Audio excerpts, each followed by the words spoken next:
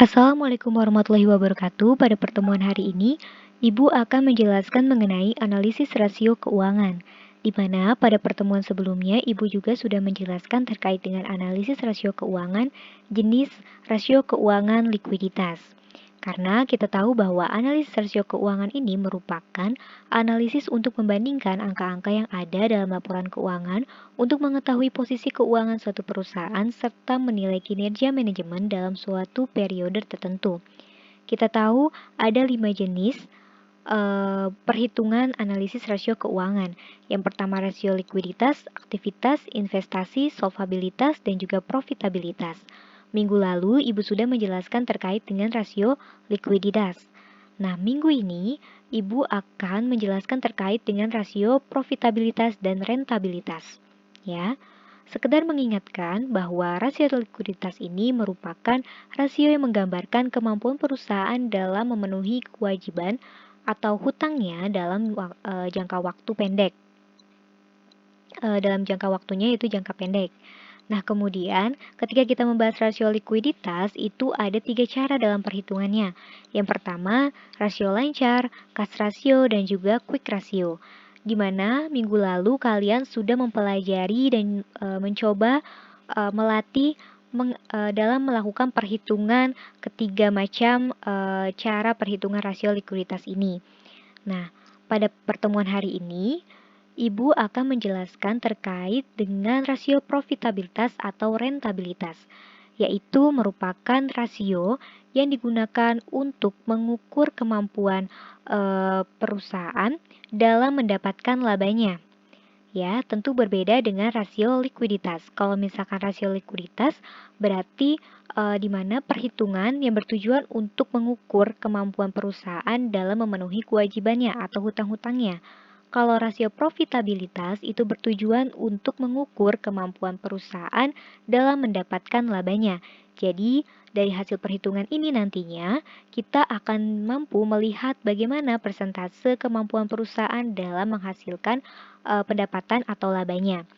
Dalam menghitung rasio profitabilitas itu ada 4 cara. Yang pertama adalah gross profit margin, kedua adalah net profit margin, yang ketiga adalah ROI, dan keempat adalah ROE.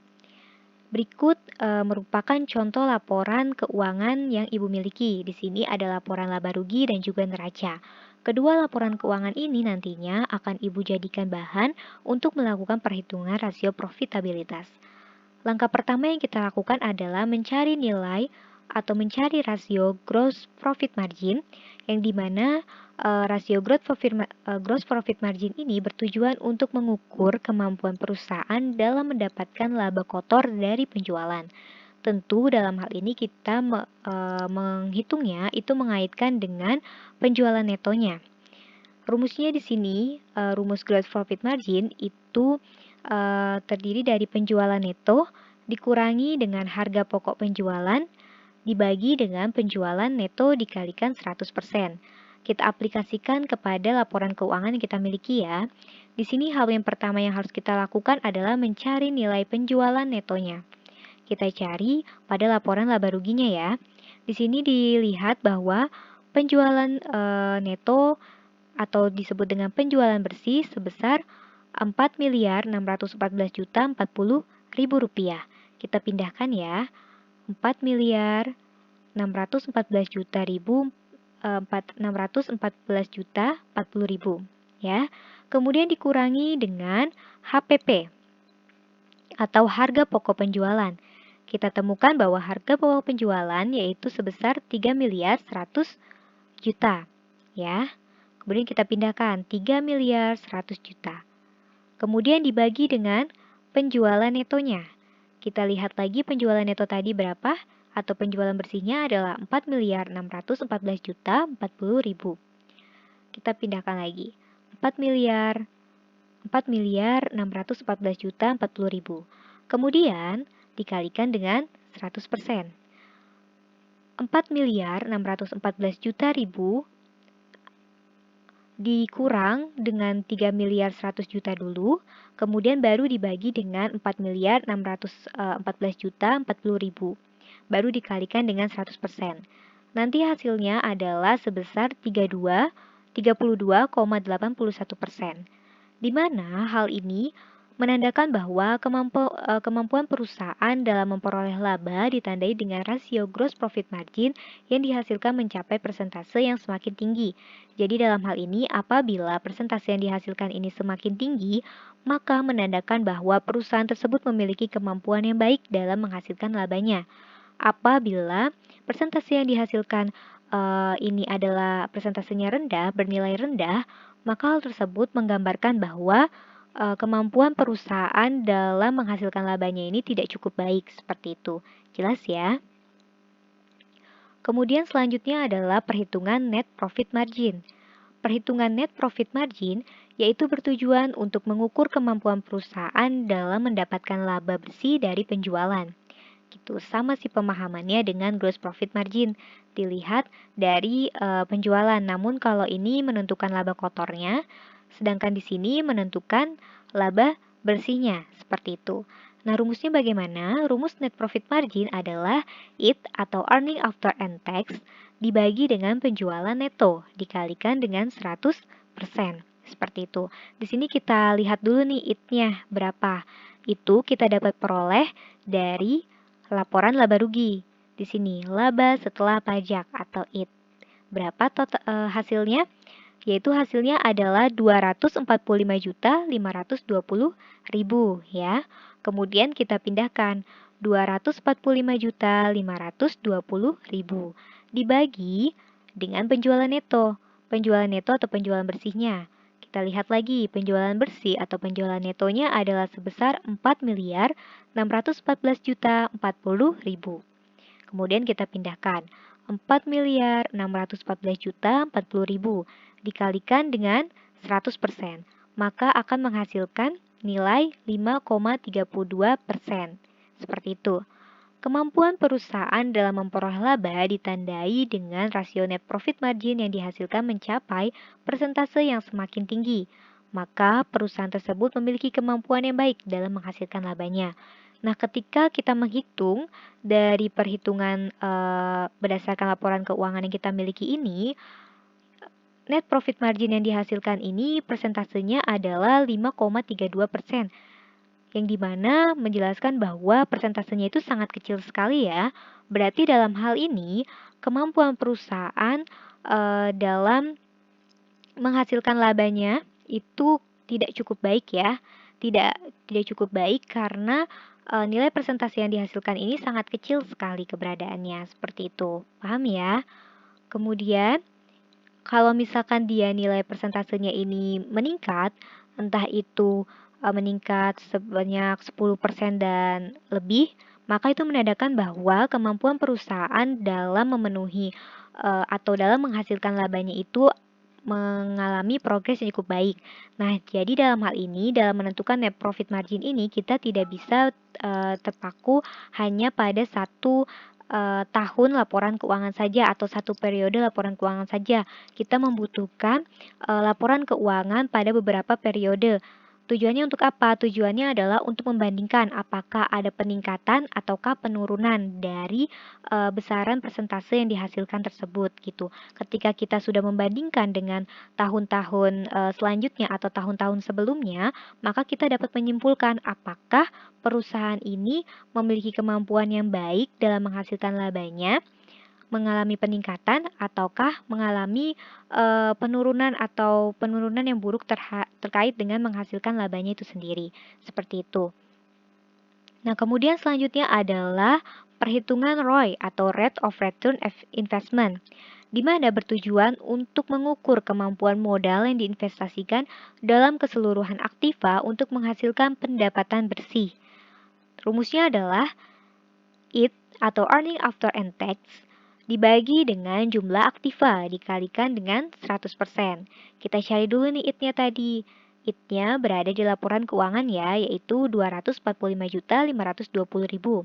Kita pindahkan 245.520.000. Kemudian dibagi dengan jumlah aktiva. Jumlah aktiva kita peroleh dari neraca. Jumlah aktiva sebesar 3.903.520.000. Kemudian kita pindahkan 3.903.520.000 dikalikan 100%. Hasilnya adalah 6,3% gitu. Di mana kemampuan perusahaan dalam memperoleh laba ditandai dengan ROI atau Rate of Return Investment yang dihasilkan mencapai persentase yang semakin tinggi, maka perusahaan tersebut memiliki kemampuan yang baik dalam menghasilkan labanya. Jadi, apabila persentase yang dihasilkan ini mengalami peningkatan dibandingkan dengan hasil persentase di tahun sebelumnya, maka hal tersebut menandakan bahwa perusahaan ini memiliki kemampuan yang baik dalam menghasilkan labanya gitu untuk setiap tahunnya gitu. Kalau misalkan hasil persentase yang dihasilkan ini menurun berbeda dengan hasil persentase pada periode sebelumnya, maka hal tersebut menandakan bahwa perusahaan ini tidak cukup baik kemampuannya dalam menghasilkan labanya. Seperti itu. Jelas ya. Jadi kuncinya di sini adalah apabila hasil persentase yang dihasilkan ini mengalami peningkatan setiap tahunnya atau setiap periodenya, maka hal tersebut menandakan bahwa perusahaan tersebut memiliki kemampuan yang baik dalam menghasilkan labanya. Jadi, kita tidak dapat hanya terpaku pada satu periode perhitungan satu periode saja gitu, tapi kita membutuhkan beberapa periode gitu. Ya, dalam hal ini ya. Ini hanya contoh saja dalam melakukan perhitungannya.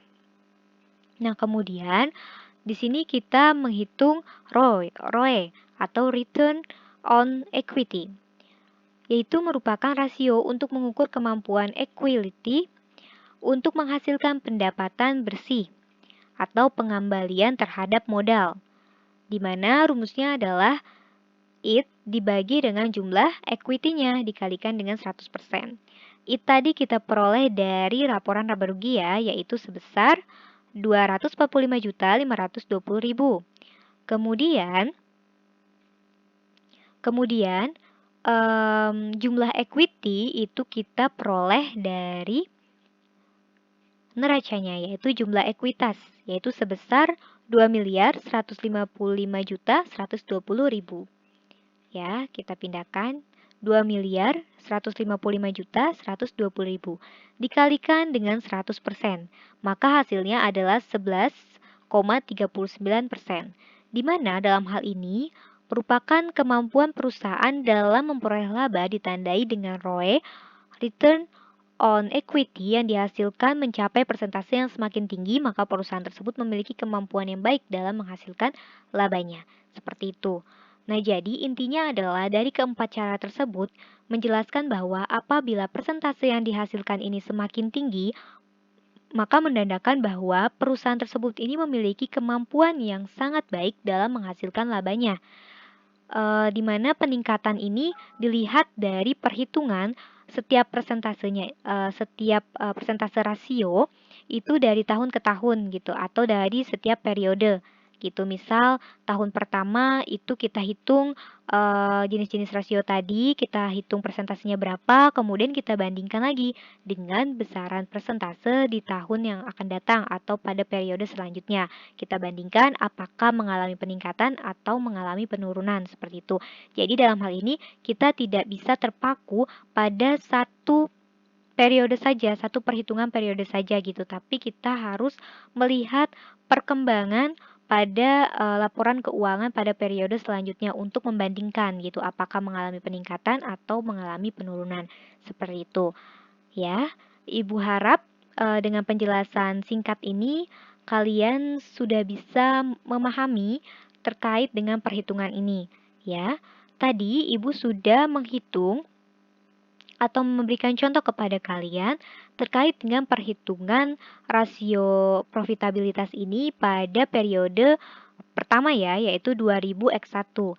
Nah, untuk tugas kalian, coba kalian hitung gross profit margin, kemudian kalian hitung lagi net profit marginnya, kemudian kalian hitung ROI-nya, dan juga kalian hitung ROI-nya pada laporan keuangan pada periode atau tahun 2000x2. Gitu. Tadi kan Ibu hanya terpaku pada 2000x1. Nah, coba kalian hitung rasio profitabilitasnya berdasarkan laporan keuangan 2000x2. Seperti itu. Nanti akan kita bahas di hari Jumat, ya, Jumat pada tanggal 23 Oktober 2020. Oke, Ibu harap kalian paham. Untuk pertemuan hari ini silahkan kalian mengisi absensi pada link yang akan Ibu sertakan nantinya. Seperti itu. Ibu akhiri. Terima kasih. Assalamualaikum warahmatullahi wabarakatuh.